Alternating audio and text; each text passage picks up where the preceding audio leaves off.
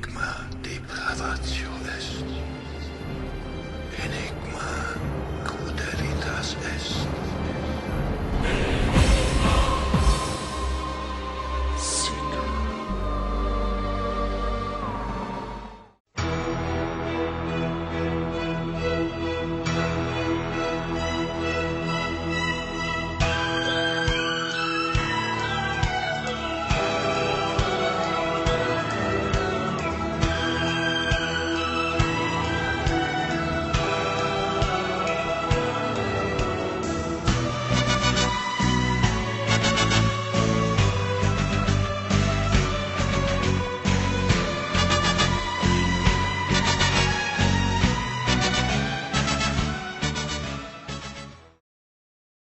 Welcome back, my fellow seekers.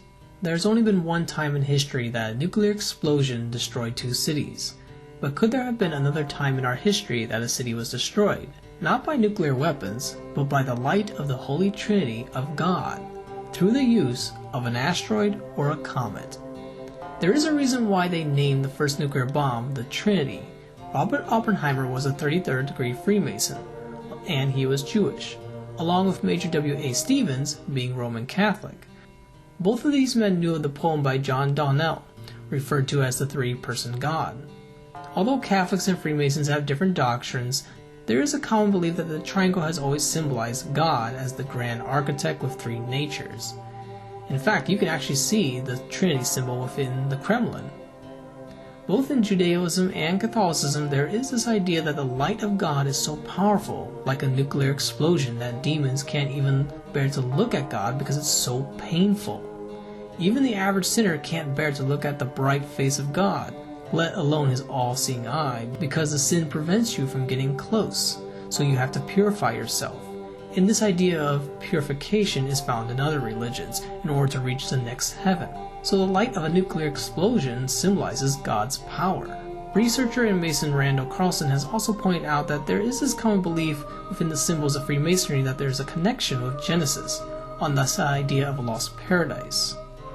Although different Freemasons and Catholics disagree on the symbolic meanings, many culturally appropriated from pagan origins, but there is this general idea that there was this idea of a fall, in the broader cosmic metaphysical sense and the personal sense, but also possibly an actual historic event that coincided with the broader metaphysical idea on the fall.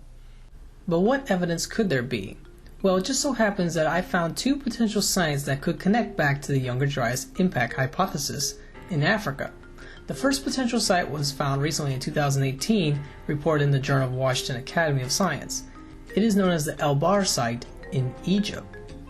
Although it's not certain that it's a crater, they title it as a prospect impact crater. It was discovered during a terrain analysis of the Sahara Desert southwest of Cairo.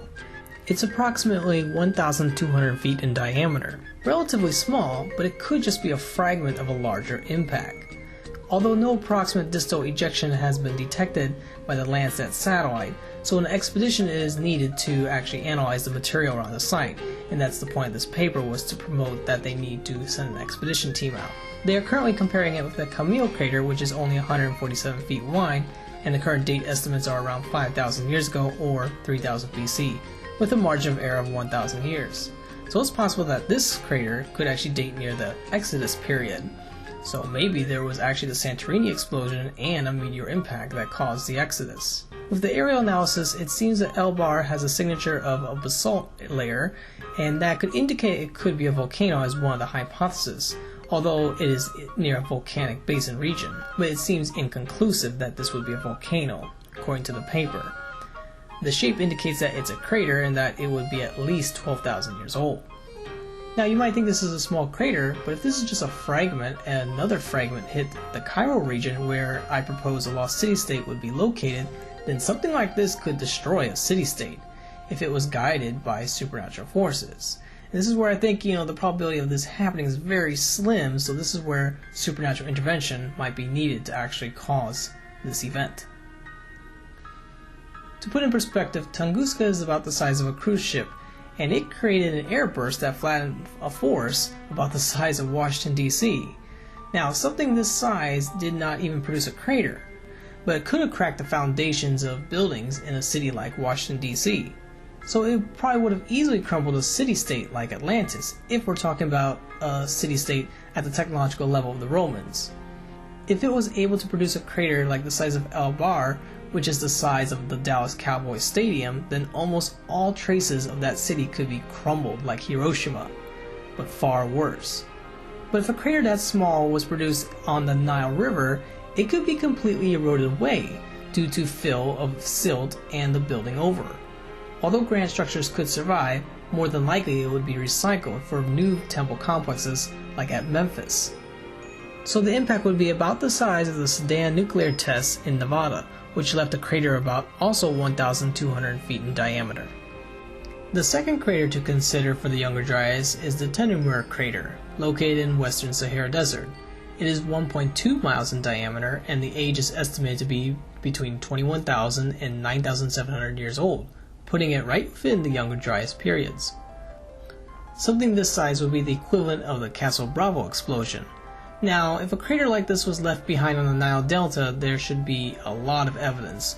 So I think it had to have been an airburst of some sort, or a smaller crater may have been made, marking the beginning of the end of Atlantis. But what's actually more destructive than the crater itself destroying the city, or the airburst, would be the people afterwards coming back to repurpose the landscape for the building of a new city. Kind of like Hiroshima. Almost all trace of the nuclear explosion is gone except for the parts we want to commemorate. Now, the rebuilding of Hiroshima took less than 50 years, so an ancient city-state might take longer to erode all trace of the destruction, possibly a couple thousand years. So I think these two sites are evidence that we should consider to having a connection with the Younger Dryas impact theory. Now, here's an update to my design for Atlantis, the lost city-state aspect of the legend. In my last video on the dimensions of Atlantis, we found out that Solon and Plato may be misinterpreting the stade with the Egyptian Ket, scaling it down to 4.1 miles in diameter. But I still think this might be an exaggeration by Solon or another misinterpretation. So I think it's still a little too large to hardly leave any evidence behind. And as a landscape architect, to me it doesn't fit to the practical layout of a city-state design that seems to be more palace moat system. And when looking at other precedents, and the constraints of the landscape at the entrance of the Garden of Egypt. So I think it doesn't fit to other precedents that we know of, such as Angkor Wat, or Tenochtitlan, or even the Japanese Imperial Palace, with its moat system. But I think the best precedent we have on the true signs of Atlantis possibly comes from the middle-aged city of Baghdad, Iraq. It is also known as the Round City, built by Abusir Caliph al-Mansur in 762 to 766 CE, as the official residence of the Abusir court. Its official name in the Abusir time was the City of Peace, in Arabic meaning Madīnat as-Salām. This name Salām was inspired by the city of Jerusalem, but it's possible that Salām may be inspired by an even older city. The famous library known as the House of Wisdom was actually located within the grounds of Madīnat as-Salām.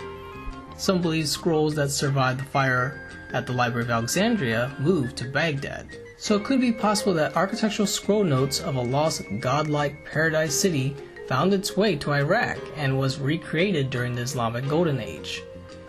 It's possible that the historian Jacobi and the four architects found some lost designs and wanted to appropriate it for their new religion. They may not have been sure if this was an actual inspiration of a historical city or just kind of a romanticized idea of a city.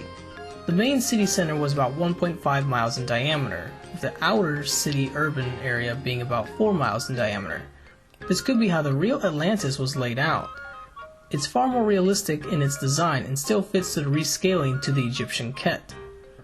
Most of the city was small farmland parcels surrounding the central palace moat city-state, acting like the downtown fortress. Now, I think if the city was located in Egypt, it may have been built on an island on the Nile near Giza. This is my iteration interpretation of how the city might have looked like in its layout. They would have used the river and reformed the island with canals. The river would have acted like a moat around the main capital. At this scale, it would be possible to recarve the river in practical dimensions that fit the population size at the time, which would have been under at least 500,000 in the area.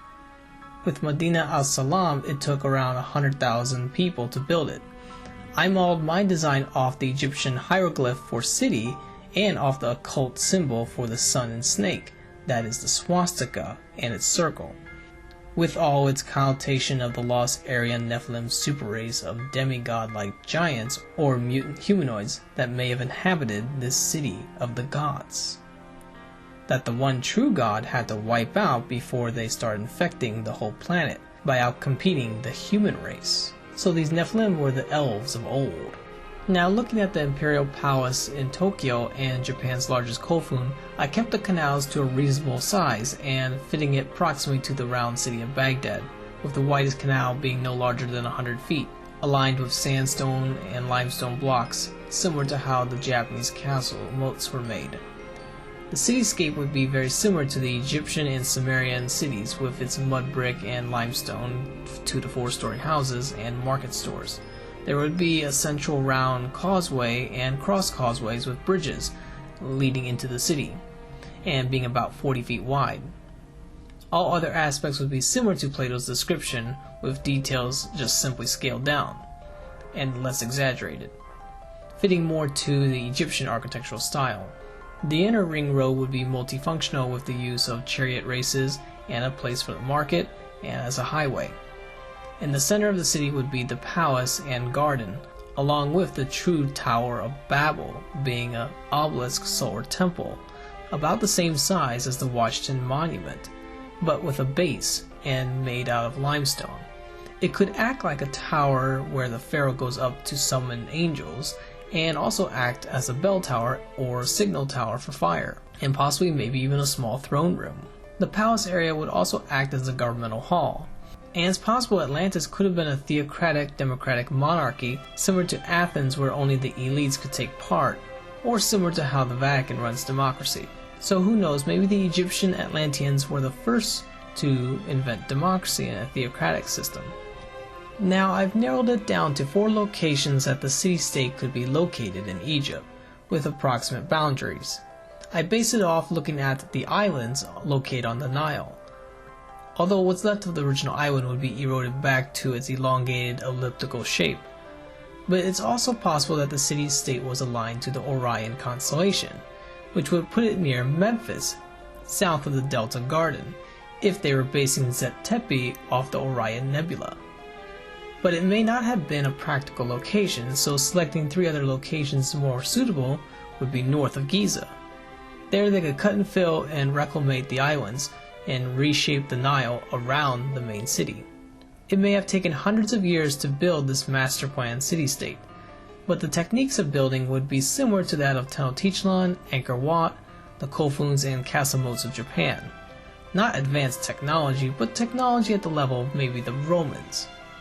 But once the comet hit, the resulting fragments of airbursts may have destroyed the city and covered it up with tsunamis and abnormal monsoons, possibly caused by the Hiawatha crater, or yet an unknown impact, in the end sinking Atlantis into the Nile River, with most of the ruins being repurposed for new temple complexes, and for the building of modern-day Cairo. So this civilization was very advanced for its time, but its technology became lost and never spread out of the Garden of Eden until people rediscovered these technologies and techniques. Atlantis, after the global cooling, went into a dark age. It was from the Garden of Eden that the original legends spread throughout the earth after the fall of the tower, taking these stories and morphing them into new languages. This, I think, would be a possible scenario on the true legend of Atlantis. We cannot take these legends too literal, but finding something in the middle that fits somewhat to the anthropological record. Now, I'm willing to change my hypothesis if I see new evidence and logic. Who knows, maybe Atlantis is simply Tenochtitlan, as the lost city-state, and the continent is North and South America. But I still don't think this is fitting to the biblical and anthropological contextual history. But I am willing to call it Neo-Atlantica, because I believe some of these Atlanteans may have settled in Central America, maybe at El Mirador. after the younger Dryas? Well, let me know what you all think. Thanks for those who stuck around, and stay tuned for my next video where I explore the Enigma that is Mars. Well, this has been Enigma Seeker. Keep seeking those enigmas. Enigma depravatio est. Enigma.